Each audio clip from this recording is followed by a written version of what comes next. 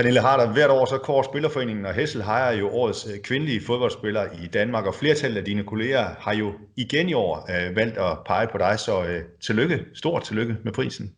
Mange tak. Mange tak. Og Pernille, det er jo sådan et lidt anderledes år for os alle sammen, også om man nu er almindelig menneske, eller om man nu er fodboldspiller. Du skulle have været hyldet til det store sportsshow i Boksen i Herning. I stedet så må det blive sådan her på afstand og via Skype. Det er jo en måde, vi efterhånden er vant til at kommunikere med hinanden på. Men fortæl lige lidt om, Pernille, hvad det betyder for dig igen at have vundet prisen. Jamen altså, den her pris betyder utrolig meget, i og med at det er min holdkammerat og ja, de danske spillere, som har stemt på mig. Det betyder meget at få den anerkendelse fra sine kollegaer.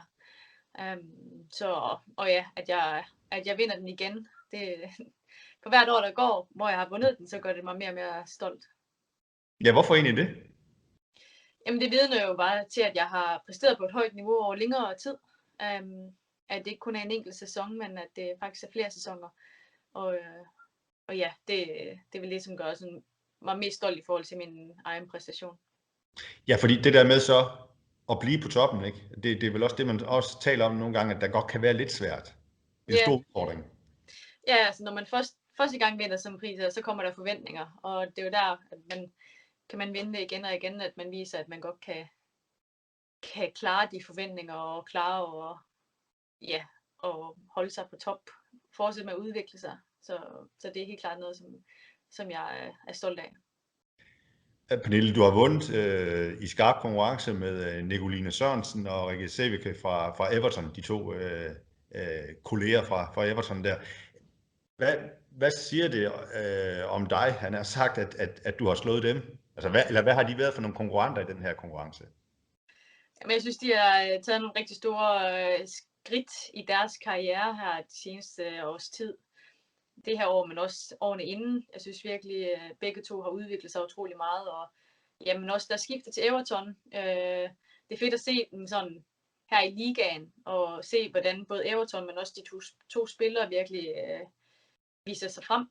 Og ja, jeg er selvfølgelig stolt over, at jeg vinder før dem, men jeg synes også, det skal være et stort skulderklap til de to, for det, de har præsteret det her år her.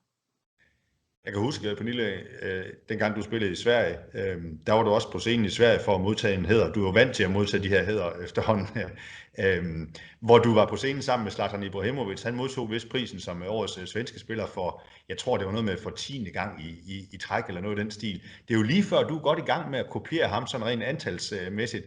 Hvorfor er der tilsyneladende kun Pernille Harder og så alle de andre i dansk kvindefodbold? Det ved jeg ikke. Det er svært at sige. Altså, jeg synes, vi har rigtig, rigtig mange dygtige fodboldspillere i Danmark, og også rigtig mange, som er på vej op. Unge spillere, som jeg tror kommer til at konkurrere en del med om den her pris i fremtiden. Men det er jeg også glad for. Altså, jeg er glad for, at vi har så mange dygtige spillere i Danmark. Men ja, jeg ved ikke. Jeg har selvfølgelig været meget målrettet meget tidligt i min karriere og haft store drømme meget tidligt og arbejdet benhårdt for at nå den. Offret rigtig mange ting.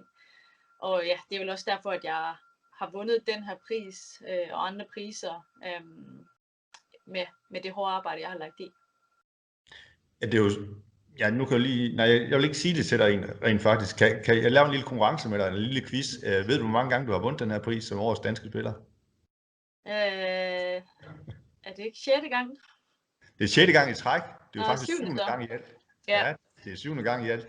Prøv lige at høre, kan du blive ved med at have plads til alle de her priser derhjemme? Jo, der er plads til dem hjemme med mor og far. Mit gamle værelse, det bliver sådan en lille pokalværelse. Ja, så der er altid plads til en ny trofæ. Pernille, hvad har 2020 været for et år for dig? Altså, jeg tænker, UEFA har også kåret dig til Europas bedste. Det engelske fodboldmagasin 442 har kåret dig til verdens bedste, i stedet for den normale Ballon d'Or, France Footballs Ballon d'Or, som i år bliver aflyst, og det er der jo en god grund til, det her, ja, undskyld, corona-halløj, som gjorde det. Og så er du kommet på FIFAs verdenshold, og du var tæt på også at vinde prisen der, som verdens bedste kvindelige spiller, blev nummer 2 efter Lucy Bronze fra Manchester City. Altså, hvad har 2020 været for et år for dig? Jo, men det har jo været et specielt år. Altså alt det her med corona, som har haft en rigtig, rigtig stor del af 2020. Men så samtidig har det også været fodbolddagen, hvor jeg bare har prøvet at fokusere på at gøre det så godt som muligt. Og det har jo også udmøntet sig i nogle rigtig gode resultater med Wolfsburg, og jamen også personligt med mit skifte til Chelsea også. Og ja, min topscorer-titel i den tyske liga, og også deroppe i Chelsea, eller i Champions League. Så ja, det har været et godt år, hvis man ser på de ting, jeg opnåede. Og også sådan præstationsmæssigt. Altså hvis man bare ser på, hvordan jeg har præsteret på banen, så synes jeg også, at det har været en af mine bedre sæsoner. Men igen, så er det også der med, at jeg faktisk de sidste 3-4 år har ligesom været deroppe. Hvis man både ser på de forskellige priser, men også i forhold til mine præstationer. Altså præsteret på et højt niveau over flere år, og det er næsten det, som gør mig så mere stolt, må man sige. Fordi jamen, det kan jeg da godt forstå, fordi det kræver vel et eller andet. Altså tænker jeg, altså at blive ved med at have sulten også, og agerigheden også, og så videre, for at ville være den bedste stadigvæk. Altså et er måske at nå derop, men så også at blive der. Ja, jo, men det kræver noget mentalitet og karakter, tror jeg, at ligesom have, jamen, så siger, fortsætte med at have motivation til at blive bedre. Det er noget, som ligesom bare ligger i mig, at det er det, der motiverer mig hver dag og hvert år, for hver sæson, det er at blive bedre, og ikke bare tage til træning og så have det sjovt at tage hjem igen. Altså jeg er fuldt fokuseret, når jeg er ude på banen, og vil gøre alt for, at jeg føler, at jeg er bedst til træning. Det betyder ikke, at jeg ikke føler, at der er andre, eller jeg ikke synes, at der er andre, der også skal have den mentalitet. Men det er det at gå ud og vil forsøge hele tiden, og det er det, der motiverer mig. Og jeg tror også, det er derfor, at jeg har kunnet præstere flere år i streg, at jeg har den mentalitet. Og hvor har du den fra? Er det sådan en stedig midtjyde, eller? Ja, det er det nok. Nej, men altså, jeg tror, den karakter, som jeg er blevet i dag, altså med den mentalitet, jeg har, og de værdier, jeg har i livet, det er helt klart noget, jeg har fået af min opvækst. Altså med min familie, mine forældre, som har opdraget mig på bedst tænkelige måde, hvis de spørger mig. Givet mig nogle fantastiske værdier med. Jeg mødte mange fodboldspillere gennem min karriere, hvor jeg kan se, at de har et fantastisk talent, men de har bare ikke den der mentalitet, der skal til, for at de skal nå hele vejen op. Og der er jeg bare sådan super, super stolt over, at mine forældre har givet mig de værdier med, at man skal sgu arbejde hårdt for at komme til tingene. Altså der er ikke noget, der kommer af sig selv. Lige meget hvem man er, og hvor stort talent man har. Altså så handler det altså om hårdt arbejde, og være ærlig mod sig selv, at man har en god selvindsigt. Det er vigtigt, at man kan se, når man har gjort noget forkert, for at blive bedre. At man ikke har for meget stolthed af, og synes, man er bedst til alt. Selvom at jeg er blevet kåret til rigtig mange ting, så synes jeg stadigvæk, der er nogle ting, hvor jeg ikke er bedst. Og det er jo noget det, der driver mig. Ja, du talte også lidt tidligere om, Pernille, at du var meget målrettet i en tidlig alder, og også offret meget og så videre. Det der, som du nu har nået, nu er det jo så 7. gang, at du er blevet kåret bare til årets fodboldspiller i Danmark, og så med alle de andre ting oveni, som du også har nået, sådan, altså kræver det, at man skal kunne æde sig selv på en eller anden måde næsten? Hvad mener du med æde sig selv? Ja, men så når tingene gør ondt også, altså når tingene måske er svære på vejen hen til det mål, som man nu engang har sat sig, sådan, skal man så ligesom på en eller anden måde kunne, fordi du snakkede om, at du også mødt mange talentfulde fodboldspillere, som måske lige manglede det sidste for at nå hele vejen op. Ja, men helt sikkert, altså man skal være klar til at komme ud af sin comfort zone, og det er sådan på alle mulige måder, altså at flytte til udlandet tidligt, der kommer man ud af comfort zone, men også, som du siger, når det begynder at gøre ondt, både når man er ude og løber og skal få en bedre kondition, når det begynder at gå ondt, så er det der, man skal løbe lidt ekstra for at få den der gode kondition, eller i en kamp, hvor det begynder at gøre ondt fysisk og mentalt også, at man kommer ud af det, at det ligesom ikke er der, man giver op, men at man faktisk fortsætter, for det er der, man bliver bedre. Det har jeg i hvert fald kunne mærke, at det er ligesom, at de også, nogle gange er det heller ikke nogle komfortable samtaler, man har med sin træner, hvis de har noget kritik til en, eller et eller andet, men det er ligesom der, man bliver bedre. Altså, det er der, man skal lytte og høre fra andre, hvad er det, jeg kan blive bedre til, selvom at jeg tror, der er mange, man har sådan lidt af natur, det er ikke så fedt at høre, at man er dårlig til noget, men det skal man komme ud af, og lære for at nå til top. Ja, fordi de fleste af os vil helst have et klap på skulderen, altså tænker jeg, end at få den. Det er jo det, der er dejligst at få et klap Ja. på skulderen, men der kommer man ikke, det kommer man ikke helt til topsag og kun få klap på skuldrene. Det er også det, mine forældre har været gode til, og de har altid været ærlige mod mig. Altså, hvis jeg har haft en dårlig kamp, så har de sagt det til mig. Men de er også gode til at sige, når jeg har været god, og når jeg gør nogle gode ting, og når jeg gør nogle dårlige ting. Og det tror jeg er rigtig vigtigt i ens opvækst. Så du har haft nogen til at sparke dig lidt bag i en gang imellem, når der var brug for det? Jamen det har jeg helt sikkert. Og så også bare det, at jeg har lært fra en tidlig alder at få kritik. Altså nu er det ikke fordi mine forældre, de bare giver mig kritik, men altså det der med, at jeg faktisk lærer i en tidlig alder, at jeg ikke bare alt det, jeg gør, det er rigtigt, eller alt det, jeg gør, det er godt. At jeg også godt ved, at der er noget af det, jeg gør, som ikke er godt. Men at de så også altid fortæller, men du kan blive god til det også, hvis der du lytter og prøver at ændre på nogle ting, for eksempel. Det tror jeg har været noget af det, som har været vigtigst for mig at bare blive opdraget med.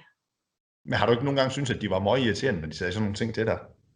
Jamen selvfølgelig, altså, efter en dårlig kamp, og man godt ved, at det er en dårlig kamp, så er det jo ikke det, man egentlig i den stund gider at høre, at det var det ikke helt godt i dag, men samtidig så har det også bare nu, når jeg ser tilbage, set, hvor meget det har givet mig. Altså selvom at jeg lige de der stunder, jeg behøver ikke høre det af mor eller far, men det er jo også bare noget, der har fået mig til at reflektere. Og så når det er, at jeg så har spillet nogle gode kampe, og de har sagt det til mig, så tror jeg også på dem. Jeg ved jo, at de er reelle så. Fordi de så også på en eller anden måde, altså hvis jeg bare lige skal gå mere ind i det, fordi at de så også der på en eller anden måde sagde, altså det var ikke kun kritik, det var så også konstruktiv kritik, altså forstået på den måde, at de gav dig også nogle anvisninger til, du kan blive bedre, hvis nu du gør sådan og sådan. Ja, 100%. De siger ikke bare, at jeg ringer, og så får jeg ikke noget aftensmad. Ej, det er nemlig konstruktivt, og det er det vigtigste med konstruktiv kritik, så man kan gøre noget bedre. Præcis. Pernille, vi var lige lidt inde omkring det, 2020, altså sådan, hvad har det været for et år for dig som menneske, tænker jeg også sådan, at bo i udlandet og med coronapandemi, der raser og så videre. Hvordan har det været? Hvad har det været for en oplevelse? Ja, det har været meget specielt. Altså også det her med, som du siger, at man bor i udlandet væk fra sin familie, og det har været svært at komme hjem og besøge familien, og været svært for familien at komme hertil. Altså mine forældre ikke kunne komme til London endnu og se en kamp på grund af corona.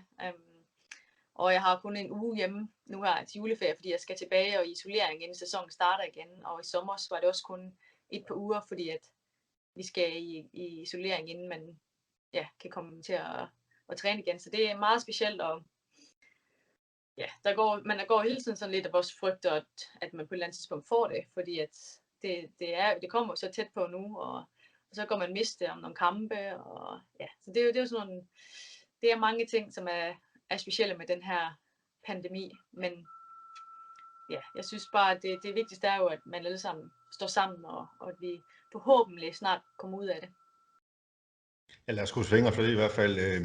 2020, Pernille, var også et år, hvor som du også selv har været inde på, du blev tysk mester med Wolfsburg. Du scorede 27 mål i Bundesligaen, 10 mål mere end nummer 2 på topscorerlisten.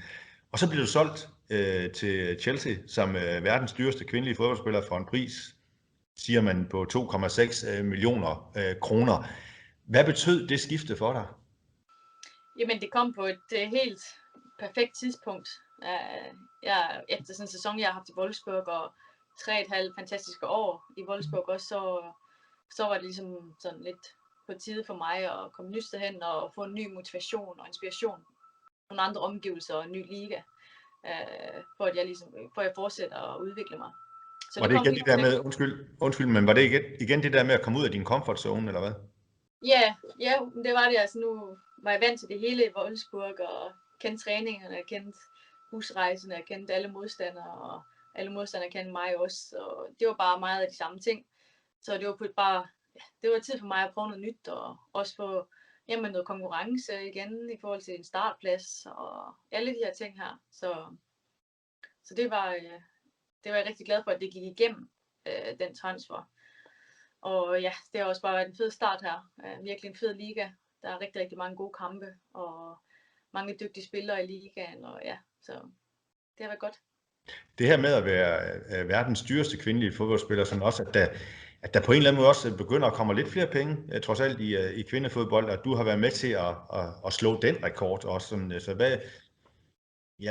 hvad betyder det? Ja, altså jeg håber jo, at det er lidt af en start for noget nyt i kvindefodbolden, at man kan begynde at se kvindefodbolden som en business også for klubberne, at man kan sælge og købe spillere. Det tror jeg helt sikkert, at det er en start for det, og vi kommer til at se flere af sådan nogle transfers her i fremtiden. Det tror jeg helt sikkert. Så det har været godt for dig sådan at være med til at bryde isen på en eller anden måde? Ja, det bidrager jeg gerne med at bryde isen. og hvorfor lige Chelsea? Altså hvad var det, eller hvorfor blev det lige Chelsea? Jamen, jeg havde jo tænkt på den engelske liga, i og med at jeg synes, der er sket så meget herovre. Og så Chelsea, en topklub i engelske ligaen. Og så selvfølgelig kom det tættere på min kæreste også. Men det var ikke det, der var ligesom det vigtigste i og med, at jeg valgte Chelsea. Det er 100% en rigtig, rigtig god bonus at få, at jeg kom tættere på. Og det er også vigtigt, at man har et godt privatliv, og at man har det godt uden for banen. Og det har jeg virkelig nu. Nyder livet, selvom at jeg ikke har kunne opleve London uden corona endnu, så har det været rigtig godt, og ja, det må vente lidt til fremtiden. Ja, altså du har ikke rigtig fået færden af den der pulserende storby der, den der metropol? Nej, ikke rigtigt. Jeg har ikke rigtig kunne lave så mange ting inde i London endnu. Jeg var en dag, vi har været på cykeltur derinde på sightseeing, set udefra, men ellers ikke ret meget. Nej, som du selv siger, så kom du også tættere på din kæreste, Magdalena Eriksson, som du også spillede sammen med i Sverige, og så var I jo så adskilt fra hinanden også, da du spillede i Wolfsburg. Så sådan betydningen af også sådan at få muligheden for også at have et godt privatliv ved siden af fodbolden. Sådan, altså hvad har det også af betydning for dig? Ja, men det har en stor betydning. Det har været lang tid, hvor vi har været væk fra hinanden og skulle holde forhold ved lige over FaceTime. Så nu er det bare fantastisk, at vi bor sammen, og vi kan have et godt liv uden for fodbolden. Altså fodbolden, det betyder meget for mig, men det er også mere i livet end fodbold. Så derfor så er jeg rigtig glad for, at jeg bor her nu, og vi kan nyde livet også. Og Pernille, du har jo også sagt efter det der berømte kyssebillede af jer ved VM i 2019, at du håber, at du kan være med til at inspirere andre, så homofobi en gang for alle kan blive sparket ud af fodboldverdenen også. Har du kunnet mærke sig efter det der billede der, og efter den der scene der, at det på en eller anden måde har haft en betydning, har gjort en forskel?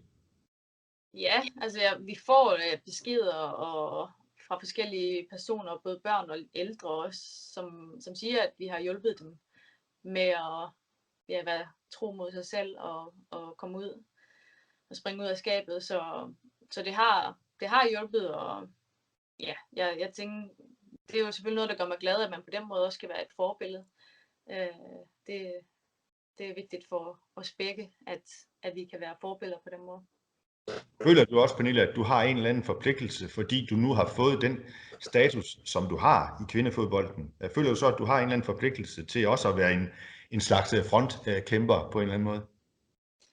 Jamen, jeg synes, at vi fodboldspillere, altså både kvinder og herrer, vi har jo en fantastisk mulighed for at kunne gøre en forskel med de platforme, vi har. Og derfor så synes jeg, at jeg føler mig ikke forpligtet til, at det er noget, jeg skal gøre. Men jeg gør det med glæde, fordi jeg har en mulighed for at ændre nogle ting, og jeg har mulighed for at kunne gøre forhåbentlig verden til et bedre sted. Så derfor så vil jeg gerne, hvad kan man sige, snakke om de her ting, og hvis der er debatter omkring både homofobi, men også andre ting som racisme og ja, alle de her uretfærdige emner, der er. Der vil jeg godt gå ind og bidrage til, at at man går i den rigtige retning. Ja. Er det også en del af din dagsorden, at du gerne vil være med til at gøre en forskel? Ja, altså det er jo det blev, efter jeg har mærket, at jeg kan gøre en forskel. Så ser jeg overhovedet ikke noget hvad man sige, hårdt i at ligesom bare sige min mening om tingene. Heldigvis så synes jeg jo, at jeg har en rigtig mening om rigtig mange ting. Men selvfølgelig er der også nogen, der ikke synes det. Og der vil altid være folk, der er imod. Specielt når det er, at man snakker højt om sine meninger. Men ja, altså jeg gør det gerne, og som sagt prøver bare at få verden til at blive et bedre sted. Ja, og det er ikke meget rart at have fået den rolle i livet også, at du måske kan være med til at flytte verden bare en lille bitte smule på nogle punkter. Jo, altså det giver jo et eller andet sted noget mening i livet.